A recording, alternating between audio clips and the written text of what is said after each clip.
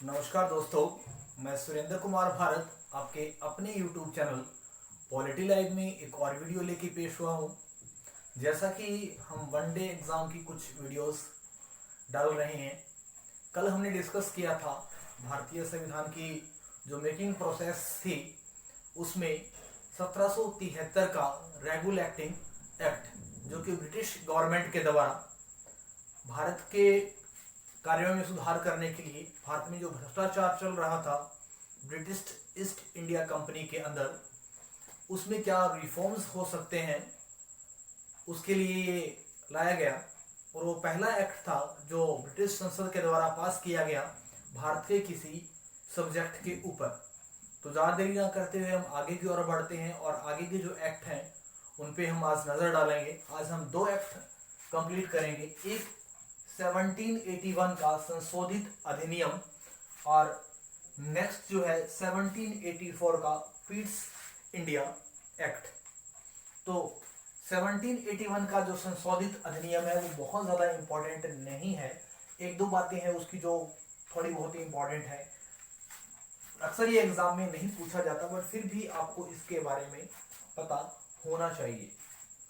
First की अगर बात करें, एक्ट ऑफ सेटलमेंट को रेगुलेटिंग एक्ट में सुधार करने हेतु क्या किया गया, लाया गया। इससे पहले क्या किया गया था, 1773 में एक एक्ट पेश किया गया था, दैट इज रेगुलेटिंग एक्ट। जो एक्ट लाया गया था उसमें क्या सुधार किए जा सकते हैं, कौन कौन से ऐसे काम हैं जहां प्रॉब्लम्स थी, उन प्रॉब्लम को हटाने के लिए, उन्हें रिमूव करने के लिए 1781 का जो संशोधित अधिनियम था उसे लाया गया।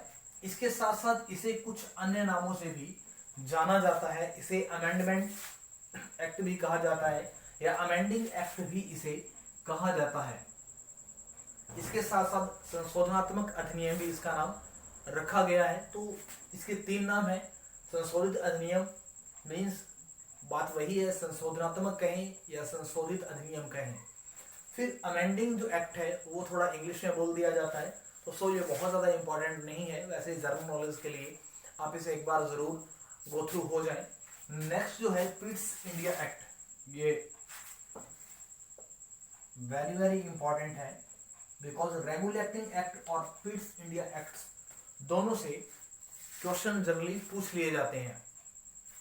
अब बात करते हैं पिट्स इंडिया एक्ट है वो कब पास किया गया, 1784। सबसे पहले आपको क्या याद रखना है, आपको ईयर पे फोकस करना है कि कौन सा एक्ट कब आया। अगर आप अच्छे एग्जाम दे रहे हैं, अगर आप पीजीटी एस्टेट दे रहे हैं, चाहे वो किसी भी स्टेट का है, या फिर आप कोई भी वनडे एग्जाम अच्छी रैंक का जो दे रहे हैं, चाहे आप पीसीएस के एग्जाम दे रहे हैं या यूपीएससी के एग्जाम दे रहे हैं, वहाँ ये ज़रूरी हो जाता है कि जो एक्ट पास किए गए, जो एक्ट लाए गए, वो किस ईयर में लाए गए। ईयर याद रखना उस टाइम हमारे लिए बहुत ज़्यादा इंपॉर्टेंट हो जाता है। तो सो ईयर को आप ज़रूर याद रख लें।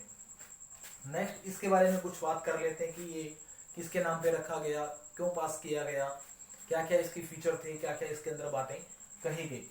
तो एक्ट ऑफ सेटलमेंट भी इसको कहा गया। पिट्स इंडिया एक्ट को कई बार एक्ट ऑफ सेटलमेंट भी कहा जाता है। जो पिट्स इंडिया एक्ट था उसे रखा गया किसके नाम पे, ब्रिटिश पीएम थे उस टाइम पिट, उन्हीं के नाम पे जो पिट्स इंडिया एक्ट था इसे रखा गया। अब देखिए, ब्रिटिश संसद ने ईस्ट इंडिया कंपनी के ऊपर प्रभाव स्थापित करने हेतु जो पिट्स इंडिया एक्ट था उसे लाया गया। अब क्यों लाया गया, उसके पीछे रीजन क्या थे, कारण क्या थे।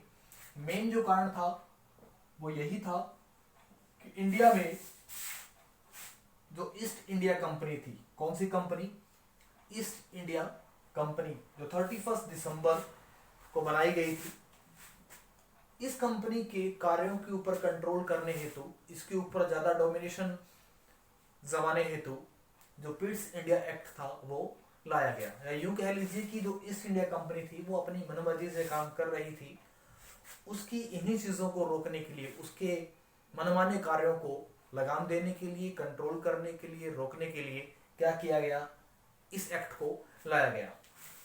नेक्स्ट अगर हम बात करें कि पहली बार ईस्ट इंडिया कंपनी के कार्यों में विभाजन किया गया, मीन्स जो ब्रिटिश ईस्ट इंडिया कंपनी थी जो भारत में काम कर रही थी, उसके जो कार्य थे, उसके जो काम थे, उनको विभाजित कर दिया गया। दो पार्ट्स में उसे विभाजित किया गया। एक जो काम थे व्यापारिक काम और दूसरे थे राजनीतिक काम, मीन्स उसके पॉलिटिकल और उसके ट्रेडिंग दोनों के दोनों काम जो थे उन्हें क्या कर दिया गया, बांट दिए गए।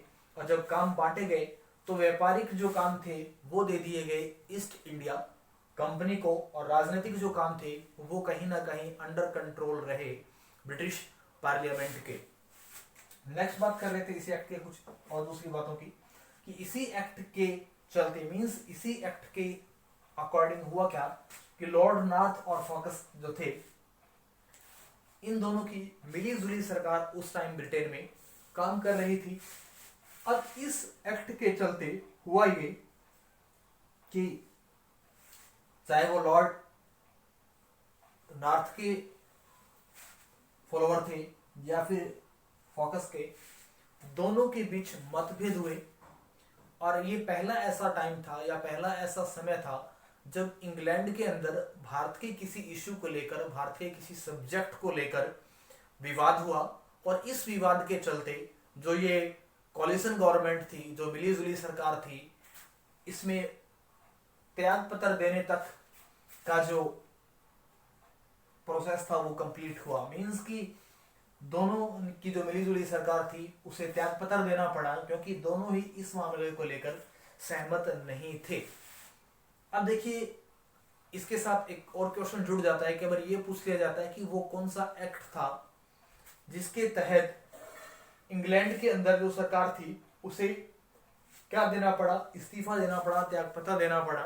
और ये अवसर था इंग्लैंड में पहली बार, इंग्लैंड में पहली और अंतिम बार ये ऐसा अवसर आया जब किसी इंडियन एक्ट को लेकर ब्रिटिश गवर्नमेंट को क्या करना पड़ा, त्यागपत्र देना पड़ा, रिजाइन देना पड़ा। तो इसलिए भी ये एक्ट बहुत इंपॉर्टेंट बन जाता है। नेक्स्ट अगर बात करें कि इसी एक्ट के अकॉर्डिंग ड्यूल जो सिस्टम था उसे अडॉप्ट किया गया। मींस इस एक्ट के हिसाब से द्विवेद शासन की स्थापना की गई। द्विवेद शासन का मतलब होता है ड्यूल टाइप ऑफ जो पॉलिसीज है वो अडॉप्ट की गई।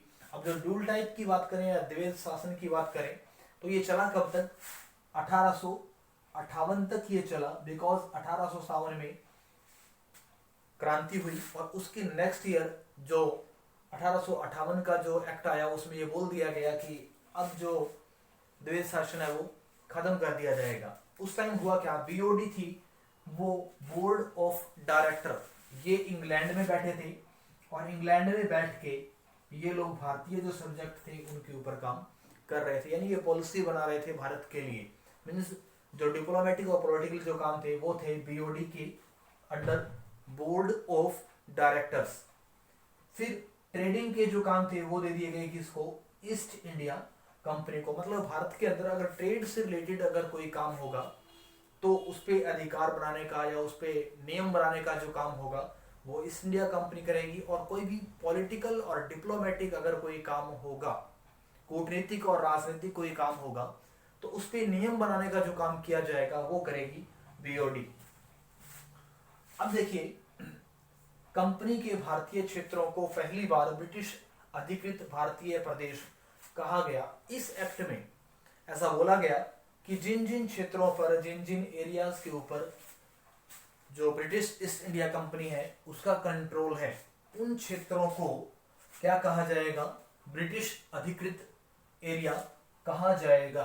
तो ये था आज का हमारा 1781 का संशोधित अधिनियम या अमेंडिंग एक्ट, और दूसरा हमने डिस्कस किया 1784 का पिट्स इंडिया एक्ट। तो आज की छोटी सी वीडियो आपको कैसी लगी, आप कमेंट करना, लाइक करना और शेयर करना ना भूलें। कल फिर मुलाकात होगी एक नए एक्ट के साथ, तब तक के लिए मुझे इजाजत दीजिए। जय हिंद, जय भारत।